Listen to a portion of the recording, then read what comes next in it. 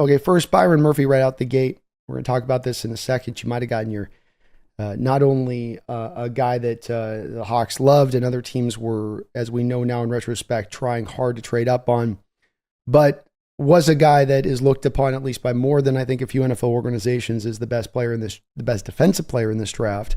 If they had been in the Seahawks situation, as again, we'll talk about this in just a second when we get to some of my general points on this draft. But that was to me an A pick right out the gate. Haynes an A pick. I don't have to sell you guys on this. This seems to be a pretty consensus thing out there. These two guys are pretty uniformly looked upon as, hey, that's a great selection, great value. No, and it fits to something that you need as well, which is very hard to do.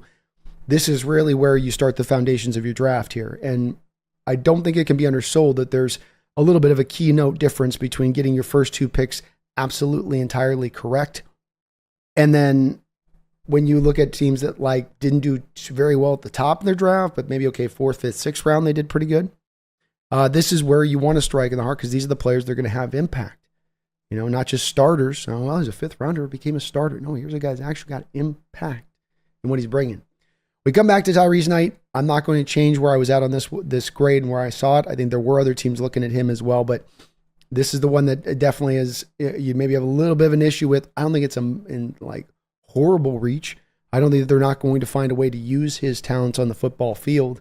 And that's a little bit of in the evaluation when you have a little bit of proper time to think about this as well, as moving yourself out of kind of the old 14 years ago ideology and how you looked at these players and what you were expecting from them and what did they need to be to get on the football field.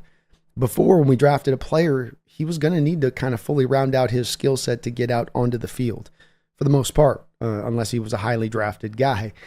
And especially in the early ages, it wasn't that way necessarily either. But as it got on near the end of the era, it was kind of that way. So this is a guy with some tools to work with.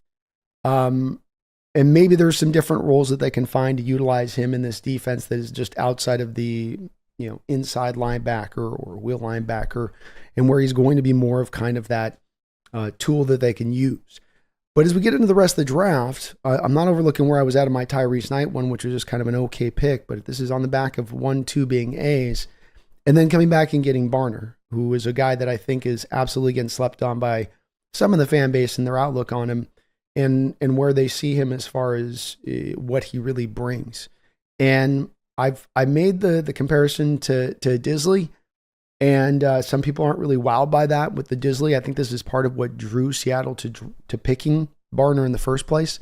By the way, I'm recording saying this was a Disley comp before the draft with Barner. So in remember what you had with Disley through those first 2 seasons before that second leg injury really robbed him. It didn't really rob him of being still a really good blocker, but he came out as a guy that gave you some real dynamic kind of athleticism for the position, really rugged after the catch and able to give you some true rare yak for the tight end position.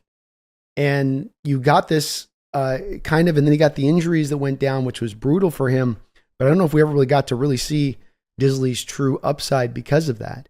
Well, here's a guy in this that you may have that. He's got the pass catching background. He's got the yak background. He's maybe the best blocking tight end coming out of college last year.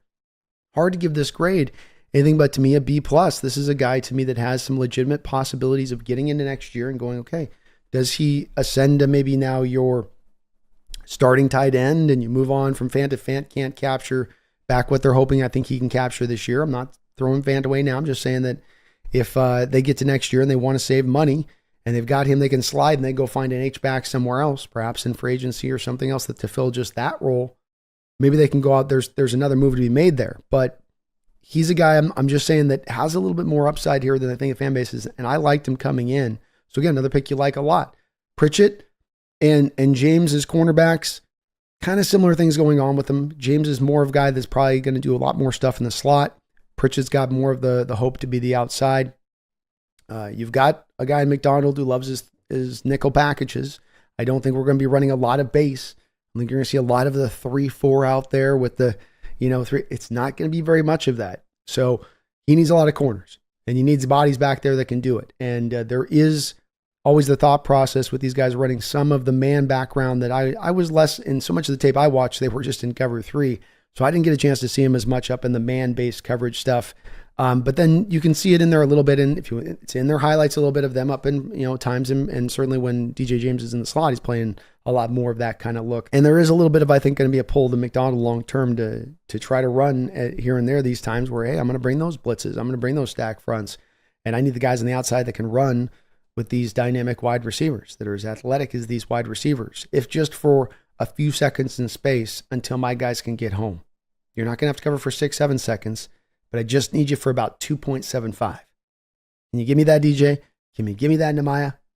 I think that's a little bit kind of baked in on these picks. We get back over to Sa'atoa Umea, and I, again, love the kid coming in from a value standpoint. I had this guy sitting back as a 4th-round guy. You got him in the 6th. So, again, to me, that's just an A value. So just on the picks of Murphy, Haynes, Barner, and Lumea alone, really solidifies this draft process. But even to let those other picks, which I still am okay with Pritchett and DJ James, absolutely. I don't even hate the Knight pick necessarily. I'm just worried about him as a guy and some of the stuff that I'm not sure he's going to be able to necessarily develop as we go forward. But again, I didn't have a lot of tape to go on him, so I could be completely on my skis on that one. But at the very least, I think this group pulls it to you, if you're grading this as a paper in school, to like an 89 grade.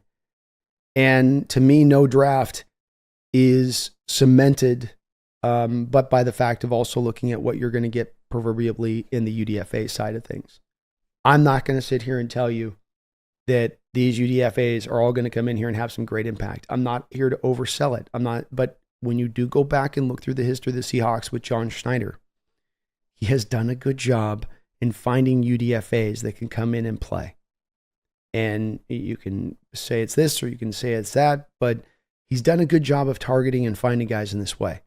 And when I do look at these guys that I had looked at prior coming to this draft that we grabbed as UDFAs, Nelson Caesar, Jack Westover, Roe Torrance out of Arizona State. I looked at these guys coming in. So there was a grade coming in. There was an outlook on these guys coming in. And I think with Westover, hopefully some Husky fans will come in here to have my back on this somewhere. And that this is a guy that absolutely can catch the ball.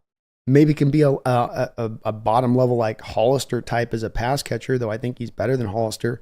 Hollister was not good in contested catch situations or close contact situations where he's got to catch the ball. I think it's a much different story when it comes to Westover. But Nelson Caesar, I did like his skill set. I put a 5th-round grade on him. I liked Westover, late 5th, early 6th-round grade on him.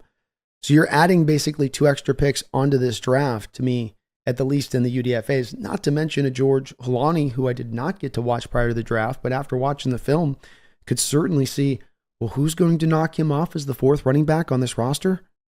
Walker, Charbonnet, McIntosh, set, great. You need a 4th. Always are going to carry 4 running backs on an active roster. This guy's going to be your 4th active roster running back, and you'll probably end up getting some carries next year. So to me, on the surface of it, I go, wow, you're looking like on the surface of it without being, I'm not looking at any of the other UDFAs.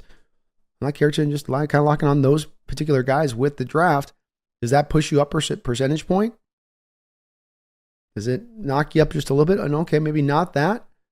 But then if I factor in as well that 2nd-round pick that you're missing that went to Leonard Williams, I'm not saying it's worth bumping 5, 6, 7 of a points. Is it worth bumping a little bit up, though, being that you lost that 2nd-round pick and that guy's on your roster now?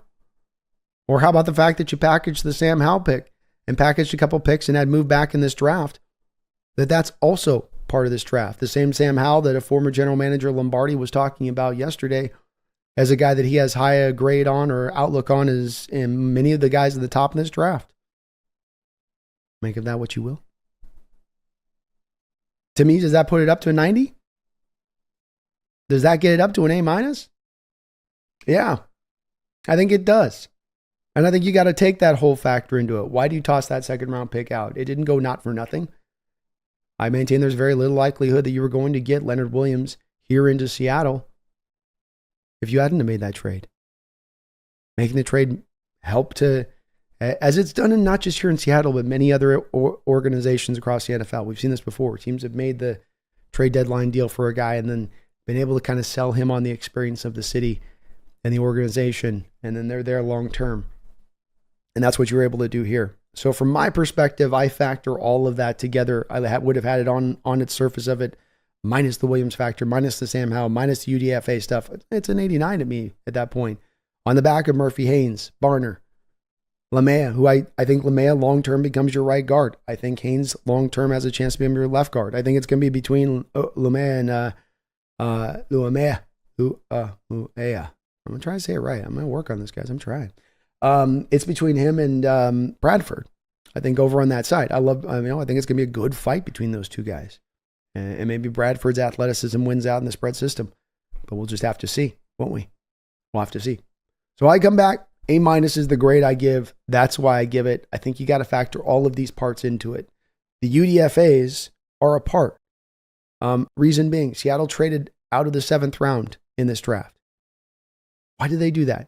I joked on the live stream that was John getting ahead of all the other general managers to start getting on the phone and making his sales pitch to Seattle to the UDFAs. You know, how much do you need? We can get you 100,000, 10,000, 15,000. We get 20,000. We got 20,000 in Seattle.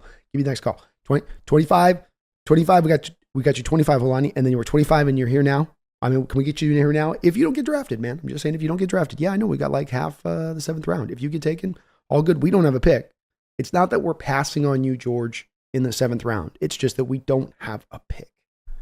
You know, like, ooh, we really want you, but we just don't have a pick, man. But if you're out, we'll make you a good price UDFA here. What do you say? Okay. We got a deal? If it crossed, yes. If you're not drafted, good. Boom. Give me the next line.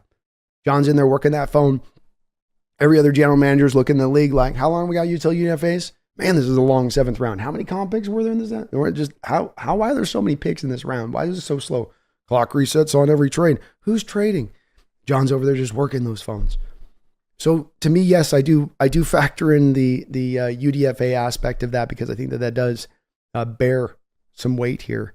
And that, along with the picks that you traded to get the guys you got, along with your final haul as a draft, boom, I'm going to go A-.